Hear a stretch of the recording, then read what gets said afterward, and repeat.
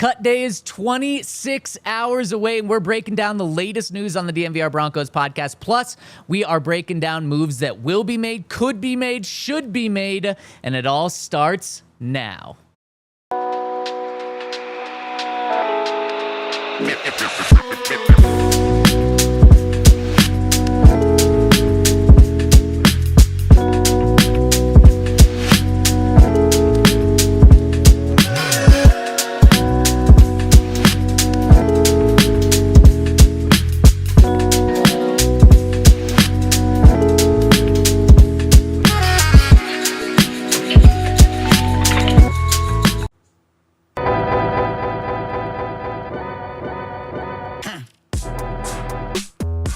We are so close to the regular season, but we just have to make it through a pretty dreadful 26 hours here. And we're going to do that together on the DNVR Broncos podcast, live from the Toyota Lounge, driven by your local Front Range Toyota stores. We are the DNVR Broncos podcast. Ryan Koenigsberg, Henry Chisholm, and you hear behind the camera, Zac Stevens rocking and rolling with you. Fellas, how we doing?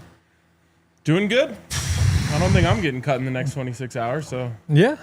Got that going for me. Yeah, I hope I'm not. I guess you never know. I just signed up to become our new subscriber thing, supporters club. Yeah, that's why it's an SC. But I used the wrong account, and it's the damn account that Yaya banned me from commenting with. Oh, so I can't even use it. yikes. So now I have to use my actual account and not the account that Google made me make so that I could use YouTube TV instead of my work account. So yeah. So now I'm going to be a double member, which is good. If you want to be like Henry, you got to join our supporters club, which is this new thing that YouTube's doing where it allows you to support us through YouTube. There's two tiers. There's a Hall of Fame tier, which is the top one, and then another tier. And we've already got people in the Toyota chat who are in the supporters club. Mile High Sing, shout out. Dusty, shout out. This started on Saturday. Well, Henry, you got to drop your name in here so I can give you a shout out. I'm banned. Oh, do it now. And when you're in the supporters club, you get a little badge next to you, so we actually can see those badges as well. Those badges will upgrade periodically, and when you get in, you'll be one of the first to get upgraded every single time. Plus, you get fun little specific and what's the word? Exclusive emojis that you can use. We've got some LFBs in the chat right now, and it also supports us. It's a great way to support us, especially if you're watching on YouTube. So make sure to get in and become a member of the Supporters Club. We appreciate everyone that does. Absolutely. Also, Yaya, could you make the chat a little bit bigger? Now that we have 47 lights in the studio, yeah, it's a lot harder to read. Ryan, you do look you look glossy though. I look because lit. of those 47 lights. You do look very lit. My eyes are starting to water a little. Hey, you guys gotta Which get I'm these. gonna have to eventually. You gotta get these be blue used light to it. glasses like I've got. It's like back when I was on the swim team. You know, you jump in the water first couple times, you're like, "Ow, the chlorine really hurts my eyes." After a couple years, though, just like it does nothing. So I think it's gonna be the same thing. All right. Yeah, I've never been an yeah. eyes open in chlorine kind of guy. You get not there. as a kid. No. Henry, I'm with you. I feel like every kid just does it. Eventually, you get Yeah. You just become a man. I don't like that feeling. Huh. Even if it wasn't chlorine, I wouldn't like it. Just Like having water my in your eyes eyes? open in water is crazy. Interesting. What is crazy is 37 guys are going to lose their job on this Broncos team in the next 24 hours. We already know of a couple of them. We're going to dive into that. We're going to dive in to other roster predictions over these next 26 hours. And guys, let's just start with some moves that have been made so far. And right now, the Broncos have moved on from 5 people. Let me let me run these names by you. Let me know if any of them surprise you. Yeah. Let me know if any of them you think will land on the Broncos practice squad. First one, Micah Abraham, cornerback. No, unfortunately, he was the last guy on the team, I think. Second to last Second guy. to last They signed one apprentice on after. Friday, Right. Yeah, I feel Yikes, bad. That's a tough time to be signing. You know what's going to happen. Yeah. I don't even think it's that tough though. It's a tough time to be signed, but you're not making the team. That's true. You get to have a fun weekend in Denver. Well, actually, Or you know more. what? You get paid for it. This points back to a former Bronco quarterback, this emoji. Tommy But DeVito. yes, no, the other one. Ben DiNucci. Oh, yeah. there we go. The There we one that go. has been a Bronco. Ben I DiNucci. think what you just did was problematic. Why? Dre would Because- say so. Yeah. Really? Having had conversations about how people stereotype Italians in a way they would never stereotype any other race. Isn't that what? Yes. Isn't that what the Nooch does? Or No, that was Tommy DeVito, and that's the problem. Because they're all the same in your mind. I think the Nooch might have done it too. But Yeah. did you guys see DiNucci's post? It went crazy viral. No. Yeah. It was Saturday night, I believe, and he said there's no better beer than an airport beer after being cut by a team for the 7th time. And so it got like a lot of people being like, "Oh, hang in there, man. It's gonna be okay." And he commented back and said, "I'm fine. I'm great. I just played in the NFL for multiple years. You don't play for 7 teams if it doesn't mean that you've been in the NFL for a little bit. I'm doing great right now." Yeah. And Ben DiNucci started upside down logo hats, did. which is now all Henry wears. Yeah, it's weird how. So this happens where I have like 5 different hats I rotate through. And so I'm like, oh, time to buy a few more hats. And then next thing you know, it's those 3 hats that I wear, plus like only 2 make the cut. Because you go and look and there's 40 hats sitting right there and they're all just fine. But yeah, I need to get back into expansion here. You need to get back to right side up logos. Yeah, I honestly, I think maybe it's messing with me. It throws you off having the upside down you're logo. upside down now. Also, I wore the Montana one over the weekend at this wedding, and Not to the wedding, I'm hoping. no, to the wedding. No, You wore a you're hat to kidding. the wedding. You're kidding. You don't understand. It's a Montana wedding. A baseball hat though, or a cowboy hat? No baseball. So during the best man speech, the groom revealed that he had been wearing tearaway pants the entire night and had a tuxedo on underneath. Like you go under. tuxedo? Yes. I don't think I you can only guys. imagine what This that looks entire wedding would have blown I your picture a mind. little tie So going you down. wore a t-shirt. Yeah. Beach casual was the recommendation. Beach casual in has Montana? buttons. It was kind of rocky for a beach, but yeah. It would be buttons though. But my like God. beach casual would be like a Hawaiian shirt. Well, if you think, what do you wear to the beach? And then you throw on like what's casual even there. Wow. Yeah. This is a different. All I know is this if the different groom's wearing a wedding. tuxedo, then I'm all good. Was Lexi there? Yeah. She let you wear a baseball hat to a wedding. Yeah. She knows that she's out of her. I mean, the best man never put on a shirt all day. What about the group? Groom was wearing clothing again until the big reveal during the speech that he was wearing a tuxedo and tearaway shorts. So the best man wasn't wearing a shirt the entire time. Okay, then I guess whatever you wore is fine. No, I was all dressed up, honestly. Yeah, it sounds Point like it. is, upside down Montana really throws people. A lot of conversations about Yeah. it. As Yeah. Harrison says, our guy says we need a picture, Henry, If you're Sure. fit. He is going to of- love this. or of the tuxedo. Oh, I the guess I don't tuxedo. know. Yeah. Yeah. I don't think I want to see the tuxedo. It's zoomed out. As you send that Connor's to you gonna love here, this. want to give a shout out to Denver Shadden, who has joined the supporters club. Angel T, really appreciate it. Angel T wants an emoji of Henry's face, please. We will send that request in to our guy D-Line to make that. And we should say, so at first you're allowed to have 4 emojis, and it looks like we're up to 6. So the more people who join the club, the more emojis we are allowed to have. And so eventually we'd love to have thousands of emojis, which I'd imagine would require millions of people in the club. So that might be a ways down the line. But just if you already have the membership, pressure others to also do it. And actually, Yeah. speaking of things that we have that involve people's faces, do you have our new shirt? We just dropped a couple of new shirts right now. Whoa, Ryan, I just have to pause. Your face. Now you can gift memberships. Oh, So Steven Baumgartner just got gifted a membership. well, that's awesome. Wow, by Bash Gin. Yeah. Bash Gin, you gifted a membership and you didn't even get one for yourself? That is like the most selfless thing you can do. It really is. Do you think Bastion's real name is Sebastian? Either way, what a great name for YouTube, Bash Gin. Sure. Yeah. We just dropped some new shirts over at our website. We got the Mile High Football Club shirt, which you can get in.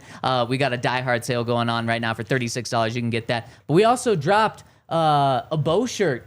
And if you here can pull it up, we'll be able to show it to you. I know you here's trying to pull up a lot of stuff, but when you hear looks for all of that, we threw one name out there, Micah Abrams. Yes. We won't talk about him because I believe that is the first time he's been mentioned on this show outside of a watch along.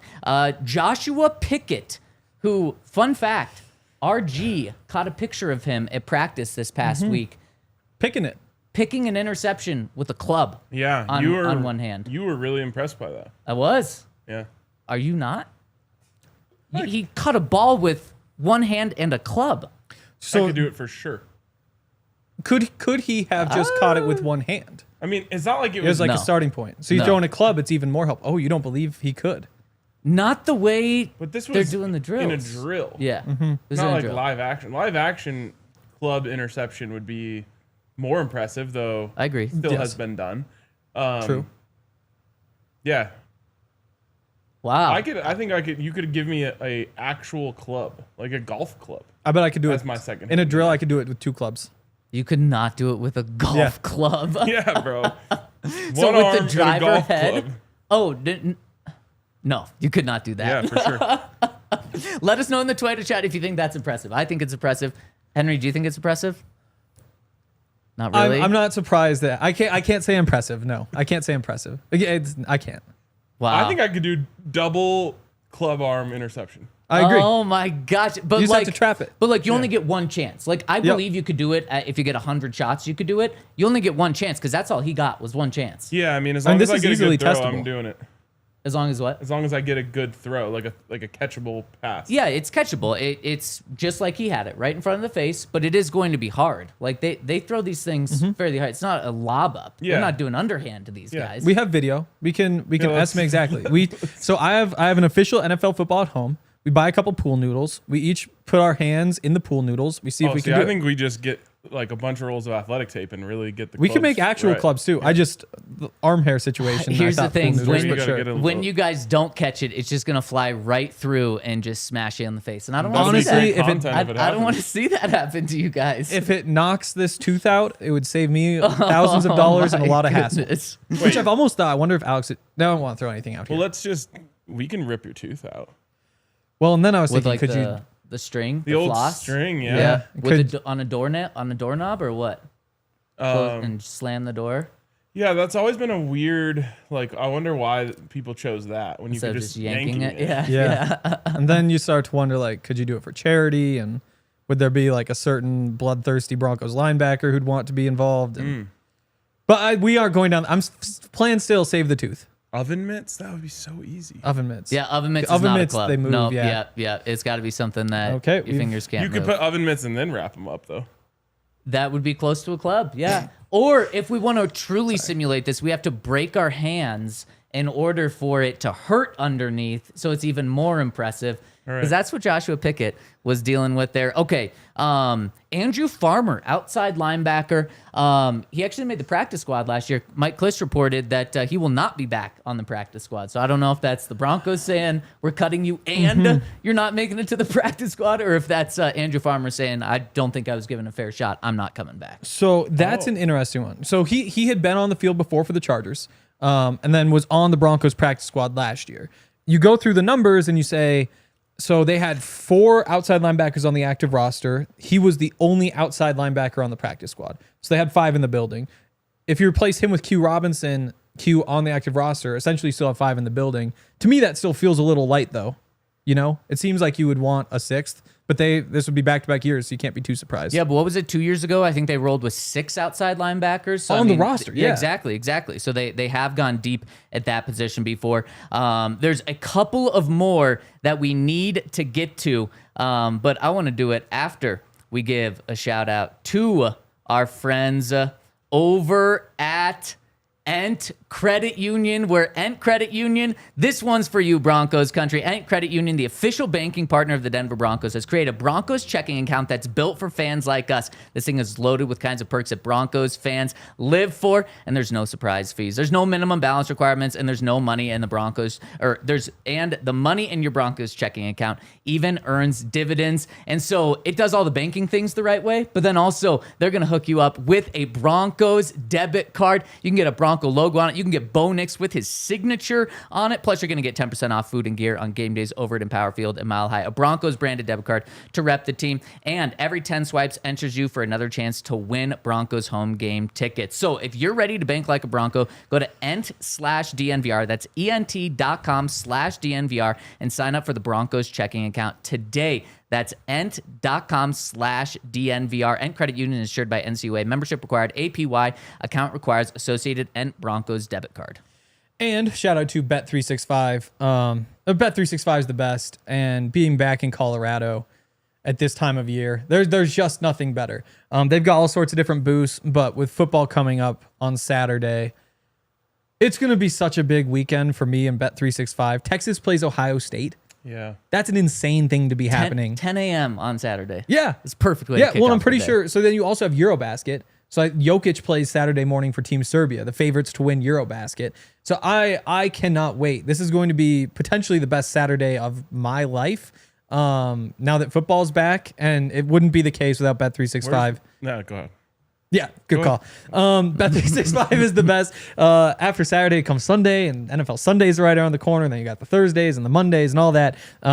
New customers now get $200 in bonus bets when you bet $5 win or lose. Sign up, use code DNVR365, deposit $10 and place a bet for $5. Get $200 in bonus bets if your bet wins or loses. Bonus bets can be used on the spread, totals, player props, futures, and more. Whatever the moment, it's never ordinary. But Bet365 must be 21 or older and physically located in Colorado. Please gamble responsibly. If you or somebody who has a gambling problem and wants help, call or text 1-800-GAMBLER. Terms and conditions apply. Shout out to Mile High Sing. I always Shout out misjudge that to timing. Angel T for joining the supporters club. When you join, make sure to be to comment so we can give you a shout out. Yep. Welcome you to the family. All right, Yahir's got something to show us here. How about this? Our new releases in the locker. It's Bo time. The DNVR Football Club.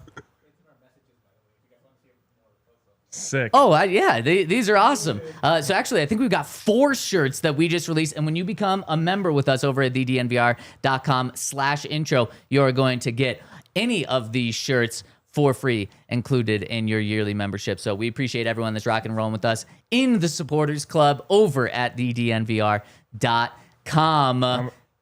I'm heavy with the hyper-realism Bronco shirt. Don't know what that means. Just means it's a real horse. Oh, yeah. It's the one that's on top of the stadium. Well, no, that one's not real. Oh, this is real. This one, when pictured for this, had a heartbeat. Wow, that's impressive. That is very impressive. Shout out to D-Line for that. Yeah. Okay, let's get back to this roster here. We have Joaquin Davis, who was talked about. We talked about him a lot when the Broncos signed him. Very physically talented receiver. He was a guy that's name was thrown around as a guy that could possibly make the 53-man roster. He gets cut. Do you think he's a lock for the practice squad, Henry? Yes. Lock is always tough this time of year. It's between him and A.T. Perry. That's what I'll say. You know, they're going to keep one of the shiftier little guys. You'd imagine it's Courtney Jackson, not Michael Bandy. But with your big, speedy guys, A.T. Perry has NFL production, better prospect coming out. Also, didn't do all that much in camp because of the injury. Joaquin Davis, even freakier athletically, not quite as good as a football player right now, had some flashes during camp. The only way he was making the team was if he was invaluable on special teams, which learning how to be that guy right away was going to be tough. So, yeah, I mean, practice squad, I would say 90% chance with a 10% chance that goes to Perry. All right, and the final... Don't clip that if it goes wrong, please. The final guy who was cut... Oh, like you blasting me on Twitter? Did I blast you? Yes. What did I blast? Yeah, you put out that... I blasted 30 people. The video of everybody responding to the Devon Bailey tweet. Oh, yeah. Yeah, you blasted me. I blast you. I remember it. Sometimes you deserve to get blasted. And then the final good guy blasting that can be was a good cut. thing. Okay, here we go. I'm ready to blast Henry right now. Oh, please do. Get ready for it. Live on camera. Last week when we talked about the rosters, Henry was like, "No, Clay Webb is making this team," and I'm like, "No, he's not. He's not making this team." And yesterday, Clay Webb was cut. I'm always on Saturday when guys are cut the first day. I think they have less of a chance to make the practice squad. And so that's why with Joaquin Davis, I was surprised that we saw that yesterday. I was surprised that we saw Clay Webb yesterday. I didn't think he was going to make the team, but I thought both of those guys were practice squad guys. Now I'm not as sure. Well, and think about it just purely from a logic standpoint. The later you cut a guy, the less time other teams have to look around. Like, if you cut him at the very last second, everyone's cut. The pool is completely saturated, so people can't be like, oh, let's see what this guy did. Like, you cut Joaquin Davis at the first opportunity you can. Well, now every GM, or at least a scout around the league can take a look at what he did in the preseason and see if they like him. I completely agree. It is weird. And that is why if the Broncos could do it, none of this information would be released until 2 p.m. on Tuesday. Then you have 24 hours to put claims in on people, and then you can start building your practice squad right after that. Turd Curry, shout out to Turd Curry for a fun comment, and also for being a member of the Supporters Club, especially with Angel a name like also Turd joined. Curry. We get to say that. I think it's on hell. Oh, And Denver Shadden.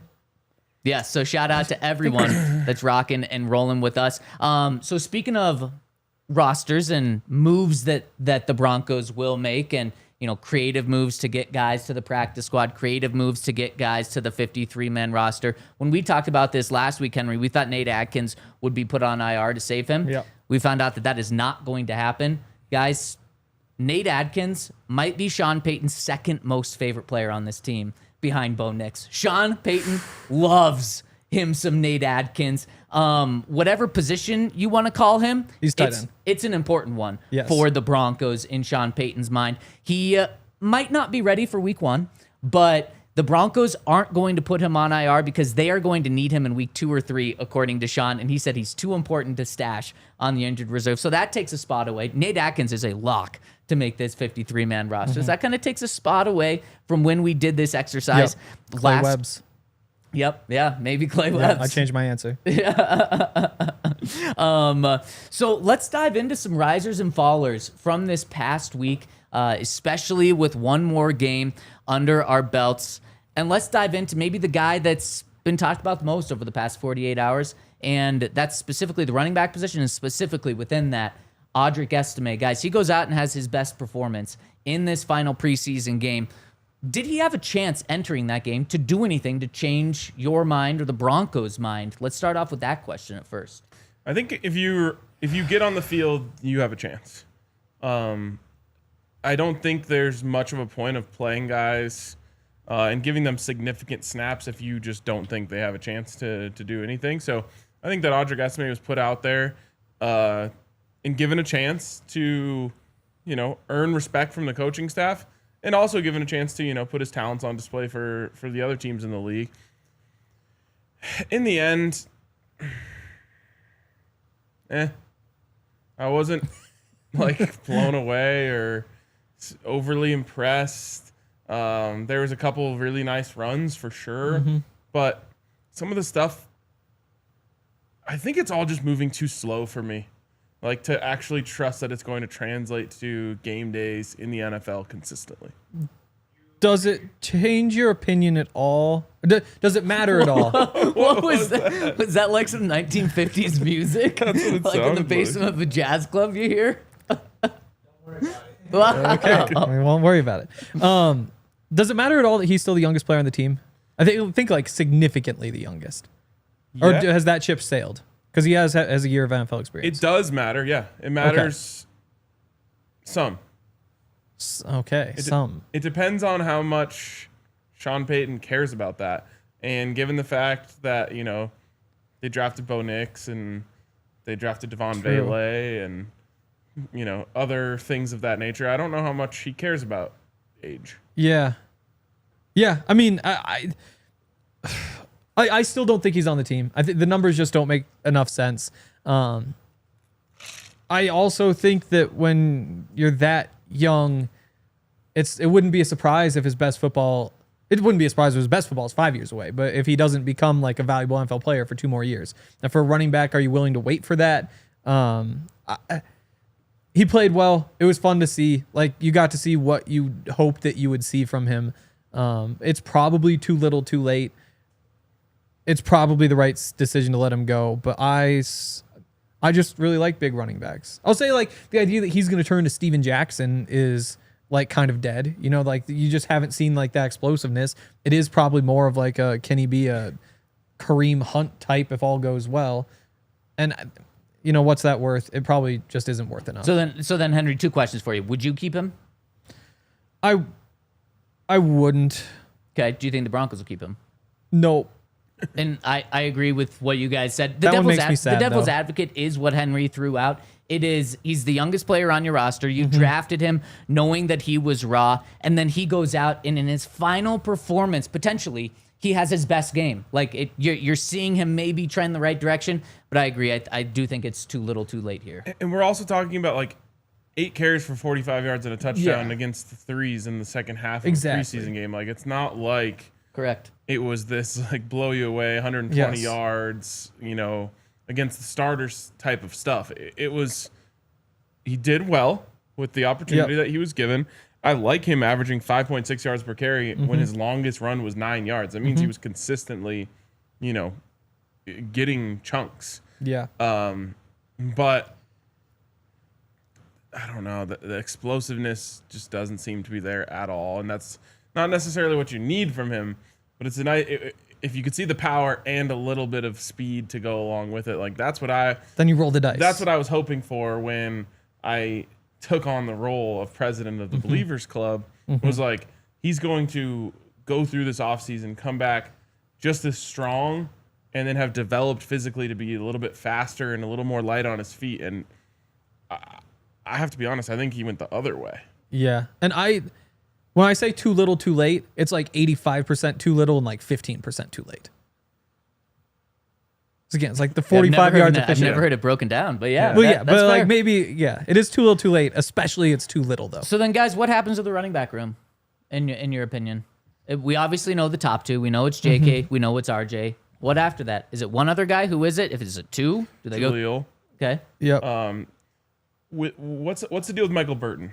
We don't know. That's a good question. Okay. So we can put him off to the side because what they might do with him is they might cut him with the agreement that they're going to bring him back on the practice squad for a couple of weeks and then boost him up because that's what they did with him last year. Vested, so he doesn't have to go Correct. Clear waivers. He gets to choose where he goes. Yep. Yeah.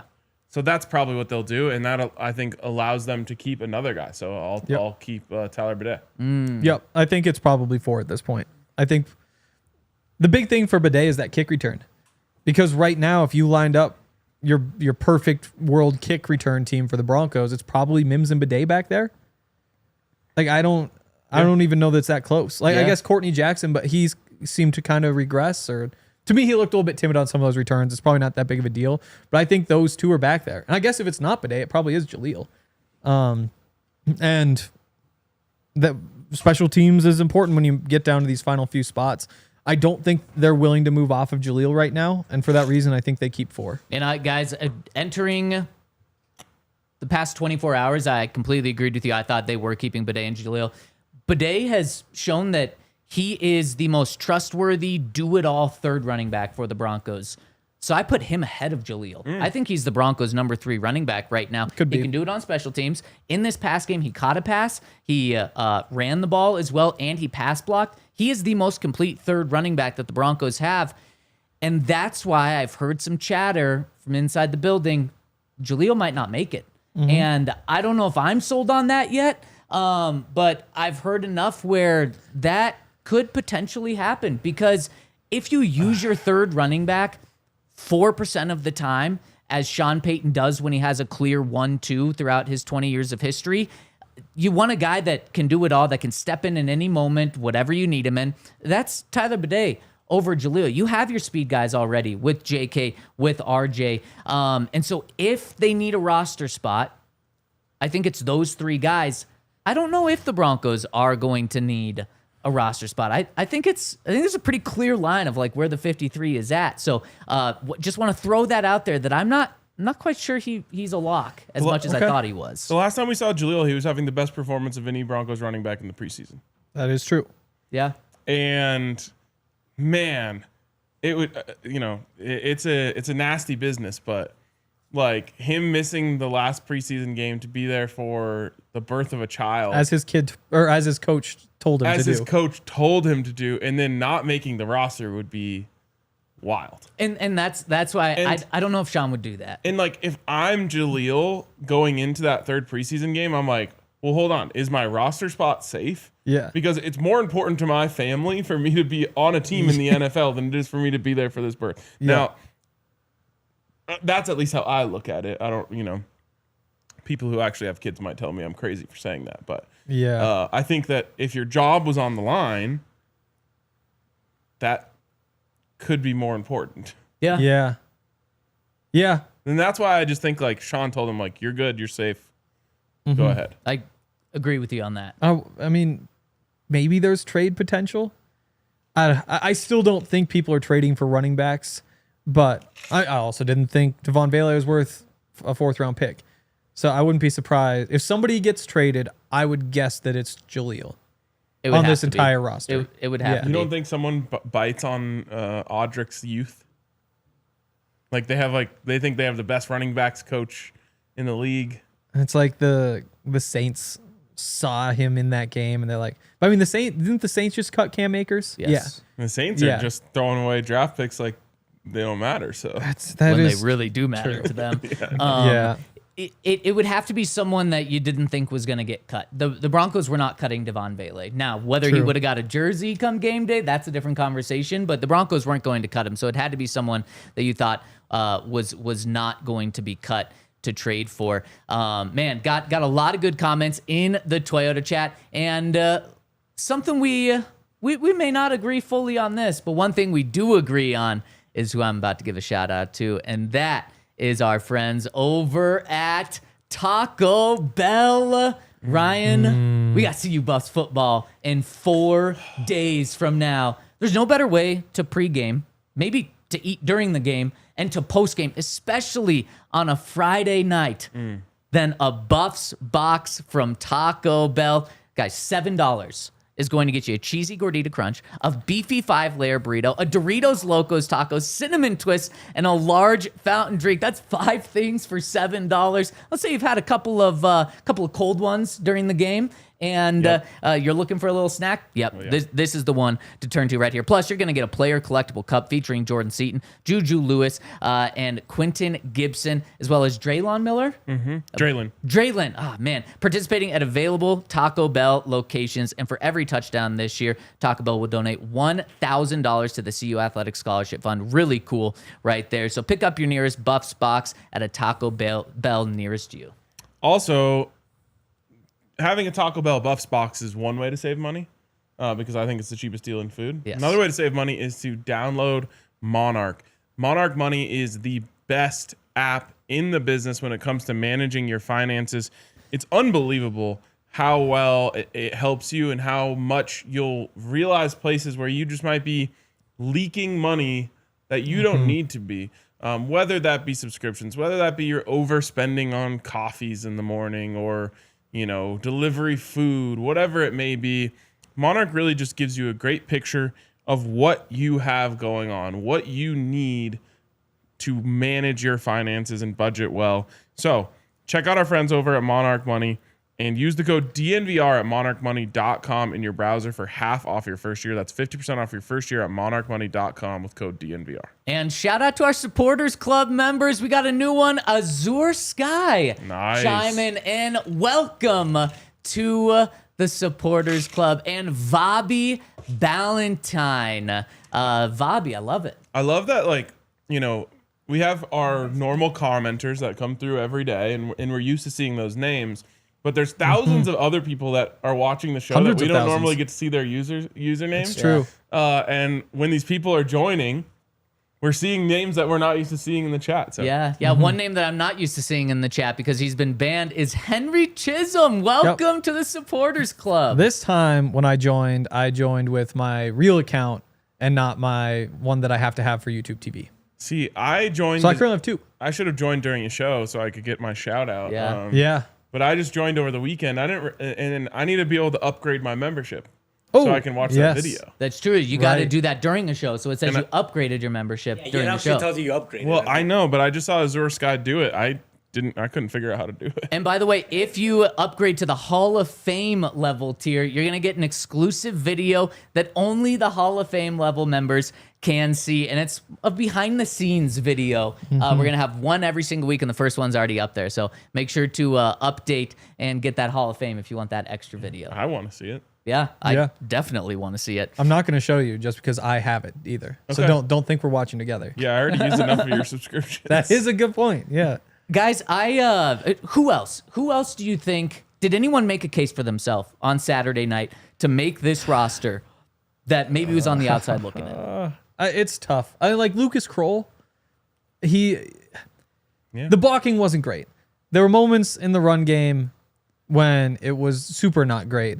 But when you make those catches and it seems like it's the perfect fit for him, the big guy who can run is perfect if you're going to be running more bootlegs. And the idea that you could actually get him on the field early in the season when Nate Adkins is hurt, it's almost worth keeping him for.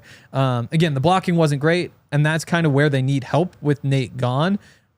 But it's not like the blocking was otherwise great either. And so I don't know that really holds him back when nobody can block right now. Are you worried about Lucas Krull getting picked up by another team? No.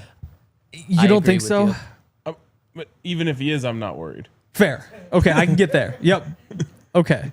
And Henry, I agree. He did flash in that game, but it just didn't change enough. I do think that he would make it to the practice squad and maybe elevate him the first week when Nate Adkins isn't there, although it doesn't help with exactly what you said with what Nate does. I still think Caleb Lohner makes the team because I think Sean Has a vision and does not want to lose him, even though he's definitely more raw than Lucas Krull right now. But I still think you cut Lucas Krull and he still makes it onto your organization with the practice squad. Yeah, Caleb Lohner's got to make the team. I still think that. Caleb Lohner might be the most divisive person in the Toyota chat. I feel like anytime I say he's making the team, people are like, Caleb Lohner, no way he makes the team. What practice did he squad. do? What did he do that made people not like him? Well, he has 51 career college snaps, 4 catches. So it's everything coming in. It's just how raw he is. Yeah, but yeah. Okay, all right. He can't block, and there's no reason to think he can ever block. I think that's kind of the starting point, which isn't the end of the world. How good of a not the blocker was point. Jimmy Graham? I don't think he was a good blocker. No. He wasn't, but he was acceptable. It's one of those things where it's like sometimes Here you go. with Travis Kelce, the conversation's always about losing slow. It's like, sure, you might not be able to make the block, but can you at least get in the way for a second and make the angle a little bit worse or something? Yeah. Like Jimmy Graham at least had that, whereas with Caleb Lohner, the build just isn't there for that to be a piece of it. So you're really saying that he has to be a joker. And so on game days, he is active because of what he does for you as a receiver. And is he ever going to be a big enough piece of the offense that you're willing to take that risk? Especially because, odds are it's only red zone stuff, right? It's just jump ball matchup. So it's not even like, oh, it's 1st and 10. We'll split him out and have him like route a guy up because that's not really his game. And again, I think he makes the team. I think it's worth it. But there are concerns. Talking about we've always known exactly what Caleb Lohner was supposed to do. Yep. Like if he catches 1 touchdown pass this year, it was worth it. He's a 7th round pick. Yeah, exactly. Like Daniel said, we could have got someone who could contribute this year or next. Usually not. Yeah, you cannot view Jonathan Cooper as a normal 7th round pick. Jonathan Cooper is such the exception, not the rule. They would trade him for a new Jonathan Cooper in an instant. That's for sure. The thing for me is like you use the 7th round to just try something. You're just throwing out a flyer. Yep. Whether it's, we like this guy's upside, we like his production, we like whatever it may be. Sean Payton said, I think I can get this guy a couple touchdown catches. Right. I think it's 85% he's on the team. Yeah, I mean, maybe he's not, but I'm confused what people were expecting Caleb Lohner to even do. Like, just his entire job is to just go from the 5-yard line to the end zone, turn around, and catch a ball. And honestly, it would have been nice to have seen that at some point. Well, they don't want to show it. He had a 20-yard catch this past week, and he's not a perfect product by any means. During training camp, he made so many plays in not even in the red zone, Ryan, but just in the middle of the 20s that looked just like an athletic receiving tight end. Yep. And he showed me enough where he got the check mark from Sean, like, okay, this is what I was hoping to see. He absolutely hit that you don't move on from him in that point. Okay, so a couple of other guys that I want to hit on that maybe did enough to earn a spot. He had a sack in this past game. I actually think the Broncos go very heavy at defensive line, and I think he is their 7th defensive lineman to make it. I think he earned himself a spot here. Look, the Broncos stuck with him when they didn't have to, specifically Sean Payton, because Innie was suspended for Sean's entire first year. Mm-hmm. Sean could have easily moved on from him. No, they didn't. They kept him around on the team and have given him shot after shot. I think he actually makes the team, and I think this past game helped him with that. It definitely helped. Still just a little bit more raw than you would like. Because there are weird things going on with his contract because the 1 year didn't count because he was suspended. So I guess the fear is... So he's technically going into his 3rd year? I believe that's correct. I'm going to double check. And if that's the case, you might as well... You would love to have him back for training camp next year to see what he can do. And is it worth using a roster spot for him over, again, like a Frank Crum, for example? Like, those are the conversations you get down to. Maybe there's room for both. Maybe it's JL Skinner. Maybe it's that. So I think he's firmly in that conversation. I think that after seeing some flashes in practice, not a whole lot recently, I think is important to also note. It's not like he was tearing it up or anything. There is a good case for him being a guy who is still growing, despite the fact that he's 26 now. So he's maybe more on the bubble than anybody else on this team to me. It was good to see something happen in a game for him. Yeah. The comment to me is, if we want to be concerned or upset or not like a draft pick, it's Jeremy Crawshaw. Oh, no. I will not have any of this. Just let me speak for the Broncos, because we talked to Darren Rizzi, the Rizzler, this past week, and he was essentially asked, like, at what point do you consider bringing in maybe a more veteran, stable punter? And he said, it looked at the person who asked the question like they had 3 heads, and they're like, no. We love Jeremy. He's developing exactly how we want. He is... he's following their vision. They knew exactly what they were getting with Jeremy Crawshaw. They knew they were getting a very talented, raw guy. And when they got him, they didn't keep 2 punters. They had a veteran punter on their roster when they had him. They could have kept him to kind of compete and show him how to Which they should have done. And they didn't. It tells you all you need to know, that they still haven't picked one up. They've known Jeremy. The very first training camp practice, more than half of his kicks were going out of bounds, like 25 yards downfield. They were going crazy. And Sean admitted it after practice, kind of joked about it. If they were concerned, they would have picked up a guy at that point, not now. Yeah, no, I don't care about what they think. I'm talking about what I think. Okay. What I think is that he's not good enough to be a starting punter on a playoff team. I stand Jeremy And I think Crawshaw. the Broncos are being unserious about the position. I will not have any of this. Yeah, okay. I mean, I'm just saying, like, this is not. If this was 2 years ago or 3 years ago, and you're in the development stage of starters, sure, that's fine. But I'm gonna need to see him step it up real soon.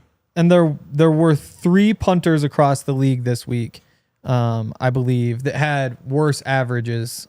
Actually, no, wait, 5, because the Steelers, both their punters were terrible. But again, like, when you're just consistently seeing this, like, I believe right now the Broncos don't have a good punter. I believe by the end of the year he could be a good punter. I don't know how long you wait, though. I don't think that they make the move here, but at the end of September, if we're seeing what we're seeing right now, you just have to. Like, you can't afford to be giving teams an extra 6 yards on every single drive on the idea that, like, eventually could be really good. And I don't understand. Yeah, to me, the timing is all off. And, like, unlike Loner, this guy was drafted to be a starter. He's just not performing like one. I think he's performing exactly how they thought. Which is, well, then something's wrong. They're doing bad. Well, they hope to develop him, and I'll give him credit. In practice, he has got better. That first practice where Sean kind of joked about it was really bad. He has got better throughout practice. Still not great. He still has some shanks. Yeah. And I think that we are going to see a little bit of struggles, but they are banking on that correcting at some point. So I'm not saying, Ryan, week 1, he's going to be great. But I do There's think literally no evidence. they to are suggest that. they are expecting him to continue to get better, which there has been evidence in practice from that, and I know it's practice. So but clearly they're rolling with him. Yeah. For sure. A couple of guys. Speaking of draft picks, I like that we just got some spirited punter. We did, yes. We need to bring it to I the don't think it's first going to stop segment now. either. Also, Broncos I won't be don't think it's punting gonna that much, so it's not that big of a yeah, deal. there you go. I like Sign that me up take. for that. At what point do you get worried, Zach? At legitimately, I think the Broncos get worried coming back from London. So that's week 6. 6 weeks. Again, it might not be perfect in London, but as long as it's trending in the right direction, that's how they're going to go. When do you get worried? When do I get worried? About the same time. Okay. Really quick, a couple of other drafted guys that are going to make the team for sure, but it was good to see them take a positive step. Q Robinson and Savion Jones both had a sack. Q's was obviously a strip sack, was monster. Great to He see also that. had 2 special teams tackles. Yep. Really good to see that from some guys. And I want to get to just a couple of more guys before we get to some very interesting and I think very positive comments from John Franklin Myers. And we're going to get to those after I give a shout out to our friends over at Red Hawk Roofing. That was beautiful. Everyone needs a roof, whether it's for your business, whether it's for your home. We literally all need roofs, and you want the best roof possible because you don't know how important a roof is until you don't have the best one possible. And our friends over at Red Hawk Roofing are going to make sure you have the best possible roof. They're Denver's best roofers, and they're part of the DNVR team, meaning you can trust them. They've got quality materials, decades of experience, quick response time. They've got Colorado's best estimators and contractors, free no obligation roof and property inspections, and free in-depth photo reports for all of your inspections. You can't always see how bad the damage is to your roof from the ground. And if you want to support a local business, that means supporting our friends over at Red Hawk Roofing. Give them a call at 720-771-8921. Make sure to tell them DNVR sent you, or go to redhawkroofing.com. And shout out to Coors Light. Again, I've wedding in Montana last weekend. A lot of Coors Lights. I thought, so we landed in Missoula at about 9:30, picked up the rental car, went and grabbed beers, got to the wedding at like 11:15, 11:30. I was like, okay, for 2 nights up here, no PM. I was like, okay, for 2 nights up here, 18 Coors Lights, that'll be just fine, especially with like an open bar the next day. Well, by about 2 a.m. the first night, all 18 of those were gone because I'm generous and we shared. But then the next morning had to go buy 30 more Coors Lights. Again, gone surprisingly quickly. Big Coors Light weekend. Going to be another big Coors Light weekend this weekend because college football is back for real. It's not just like the little teasing you with Hawaii and Stanford. Make the most out of times. You choose to chill. Choose Coors Light. Get Coors Light delivered straight to your door. Visit CoorsLight.com/DNVR. Celebrate responsibly. Coors Brewing Company, Golden, Colorado. Beer. I had a funny experience drinking some Coors Lights this weekend. I was with one of our great partners here at DNVR, and we were talking, hanging out, drinking some Coors Lights, and then at one point I was like, "Oh, like Hawaii field goal for the win right here," and he just goes, "You've been watching football this whole time?"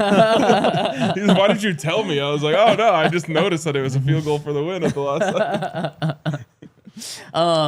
Let's one more shout out to all of the members in our supporters club that are joining left and right. We appreciate every single one of you. Make sure to become a member with us. Okay, so there's a couple other names I want to throw out. Devin Key is going to make this team. Really? And yes. Okay. He's going to be 5th safety, but he's going to make this team. I after talking to people, I think he's very valued for special teams, and obviously, I don't think he has a good taste around his name from what we saw last year, but I think they really like the way he's developed. And one more, guys.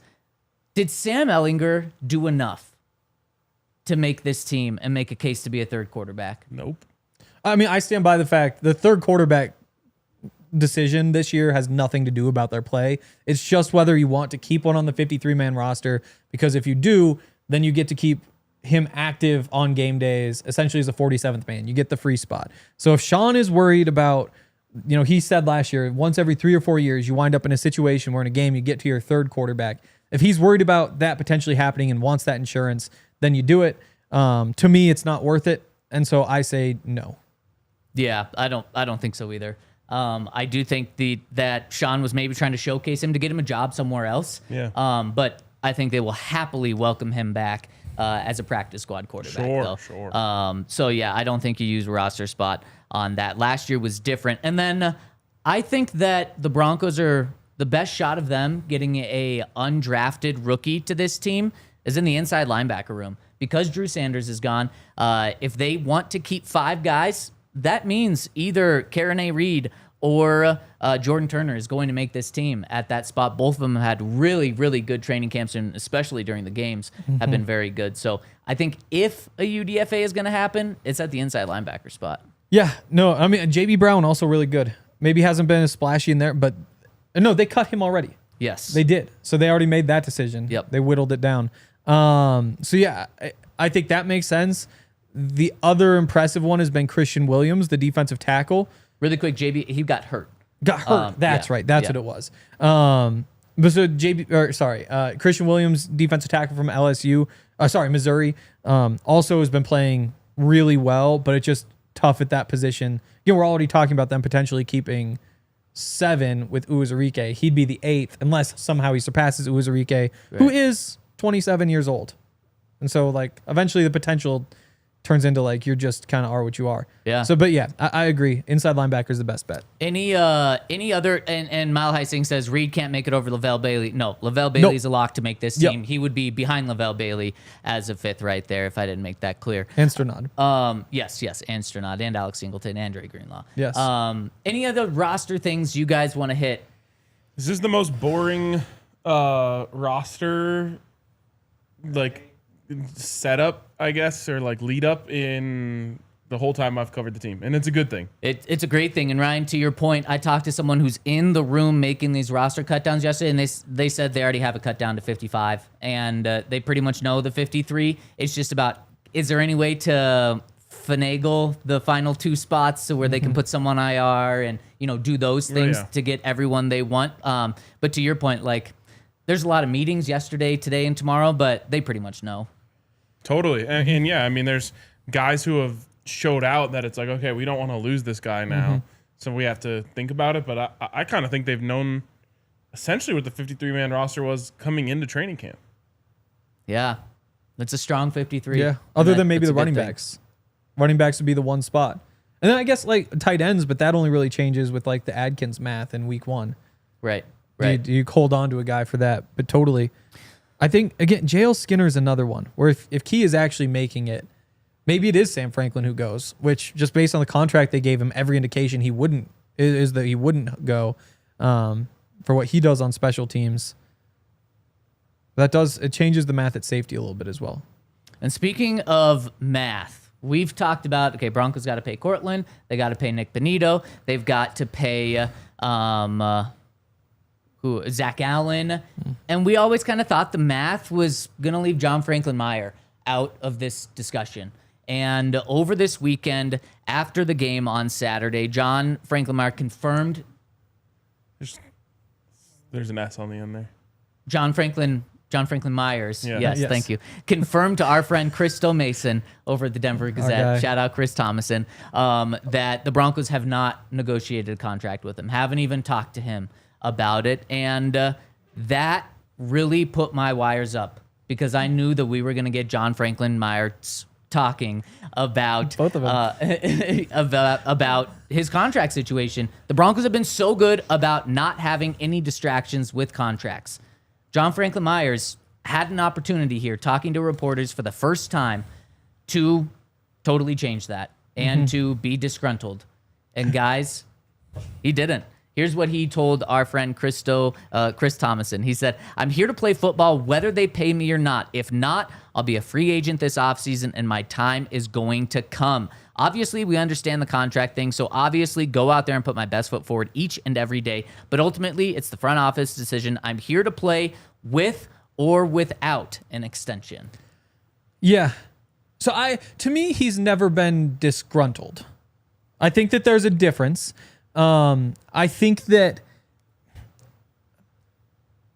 sometimes it's okay for him to say like, yeah, I want a new contract, or it's like, was it the Nick Benito deal where he quote tweeted and said like JFM next or something like that? Maybe it wasn't Benito. It was before that. It must've been Oh yeah, because he doesn't even have the deal. Allen or Cord or whoever it was. And I think that I've never seen it as like a toxic thing or like this is a conflict type of thing. No, I haven't either. Yeah, and I think that that's kind of like the distinction, because sometimes those are like fine lines in these situations, but it's the same way that like if we hear like Brendan Vogt just got like a new 2-year deal with DNVR, you know, I could totally see people here being like, oh yeah, get me next, you know, that kind of stuff.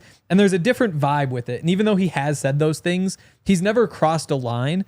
And so I've never seen it as like a problem. Obviously in his shoes, you want the deal, you're hoping for the deal, but I think he's just below that cutoff of getting negotiations before the season. I agree. And I don't think he has been like that, but he has been vocal on Twitter about wanting a new contract many times. And I just thought this could be an opportunity where if he wants to, 2 weeks before the season, hold the Broncos' feet to the fire. And he didn't do that. And so he stayed gruntled.